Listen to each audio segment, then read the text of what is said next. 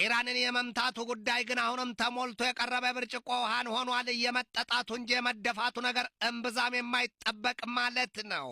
አሜሪካና እስራኤል ፈጣንና ጠንካራ የሆነ በትራቸውን በኢራን ላይ ለማሳረፍ መስማማታቸው ዛሬ የተሰማ ዜና ነው። የእስራኤሉ ቻናል 14 ዘገባ እንደሚያመለክተው አሜሪካና እስራኤል አስፈላጊ መስሎ በታያቸው ቅጽበት እጅግ ፈጣንና ከባድ የተባለ ጥቃታቸውን በኢራን ላይ ለመሰንዘር ተግባብተዋል የተባለው የሚቀረው ነገር የትራምፕ የማስጀመሪያ ፊሽካ ብቻ ነው። ይህ ፍልስጤማኑ የዜና ተቋም ማአን ኒውስ በሰራው ዘገባው ደግሞ ይህንን ያለው በመካከለኛው ምስራቅ የአሜሪካ ጦር ኃይል ዋና አዛዡ ሜጀር ጀነራል ብራድ ኪውፐርና የእስራኤሉ ጦር ኃይል ዋና አዛዥ ኢያል ዛሚር ባደረጉት ውይይት ኪውፐር ይህንን ብለዋል ነው ያለው። አሜሪካ በኢራን ላይ ፈጣንና ድንገተኛ የተጣራ ጥቃቷን አስልታ ተዘጋጅታለች። ቃል በቃል ንግግራቸውም ዘ ዩናይትድ ስቴትስ ኦፍ አሜሪካ ቲንኪንግ ኢዝ ቤዝድ ኦን ካሪንግ አውት ኤ ፋሳዳን አንድ ክሊን ኦፕሬሽን ብለዋል ነው ያለው። ከዚያም በተጨማሪ የአሜሪካ ሹማምንት በኢራን አሁን ያለውን አስተዳደር መቀየር ቁልፉ ግባቸው እንደሆነ ይነገራል።